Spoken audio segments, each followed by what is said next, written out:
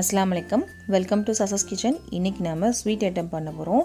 நிறைய பேர் என்கிட்ட கேட்டிங்க, ஒயிட் சுகர் இல்லாமல் மண்டவில் வச்சு ஒரு ஸ்வீட் சொல்லுங்கள் அப்படின்னு. இது எனக்கு பாட்டி எனக்கு சொல்லிக் கொடுத்த ஸ்வீட் இது ரொம்ப டேஸ்ட்டாக இருக்கும். கண்டிப்பாக இது வெளியில் கிடைக்காது, ஆனால் ஹெல்த்தியானது தான் இது.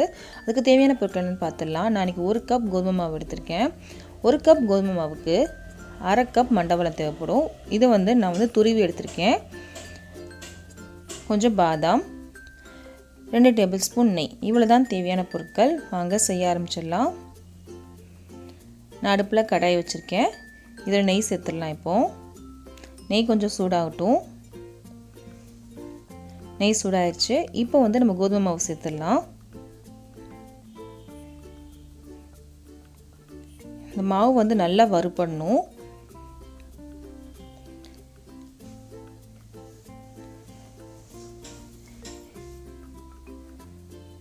இங்கே பாருங்கள், நெய்லாம் நல்லா கலந்து விட்டோம் மாவில். இது ஃபஸ்ட்டு ஸ்டேஜு. இது நல்லா கைவிடாமல் கிளறணும். அடுப்பு சிம்லேயே இருக்கட்டும். இது செய்கிறதுக்கு ஒரு 10 நிமிஷம் ஆகும். இங்கே பாருங்கள், இந்த அளவுக்கு வரணும். நல்லா வாசனை வரும். வந்ததுக்கப்புறம் தான் நம்ம அடுத்து மண்டவெல்லம் சேர்க்கணும். இப்போ எனக்கு வாசனை வந்துருச்சு. அடுப்பை சிம்மில் தான் இருக்குது எனக்கு. இப்போ மண்டவெல்லம் சேர்த்துடலாம். இது நல்லா கலந்து விடுங்க. இந்த சூட்லேயே இது இலகிரும். முதவே நம்ம துருவி தான் வச்சுருக்கோம். இதை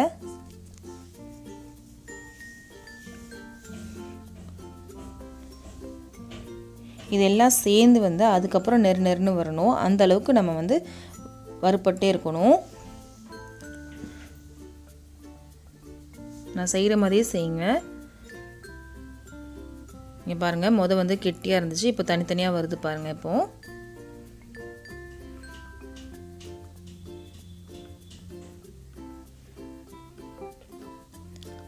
முக்கால்வாசி நல்லாவே வந்துருச்சு பாருங்கள்.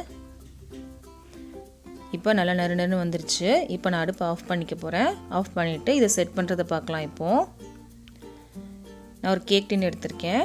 நீங்கள் தட்டில் கூட பண்ணலாம். நான் அலுமினியம் ஃபாயில் வைக்கிறேன். ஏன்னா கரெக்டாக கட் பண்ணும் அப்படின்றதுக்காக மட்டும்தான் இது. நீங்கள் பிளேட்டில் கூட செட் பண்ணலாம். நான் செட் பண்ணிட்டேன்.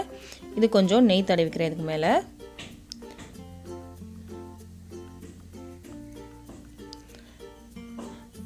நான் எடுத்த நெய்யில் கொஞ்சோண்டு மிச்சம் இருந்துச்சு. ஸோ அதை இதில் தேய்ச்சி விட்றேன். இதில்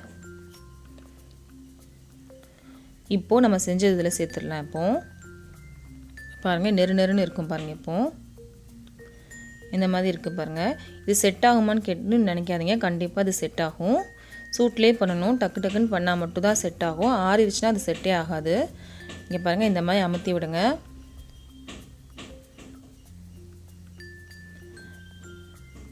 உடனே பண்ணால் மட்டும்தான் செட் ஆகும், இல்லைனா செட் ஆகாது நமக்கு.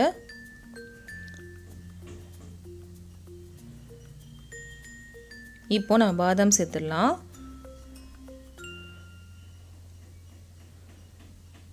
இது ரொம்ப ஹெல்த்தி.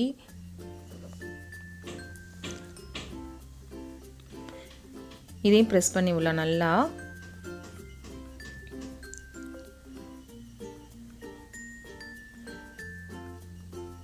பாதாமே நல்லா ப்ரெஸ் பண்ணி விட்டோம்.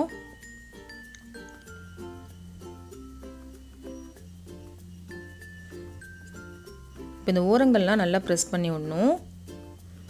இந்த 4 ஓரத்தையுமே நல்லா ப்ரெஸ் பண்ணி விடுறேன் நான்.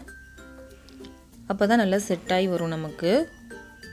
இது வாயில் போட்டவுடனே கரைஞ்சிரும். அந்த அளவுக்கு இருக்கும். மைசூர் பாக்கு மாதிரி இருக்கும். இங்கே பாருங்கள், ஒரு 2 நிமிஷத்துக்கு அப்புறம் இதை நான் அப்படி கட் பண்ணி விட்றேன்.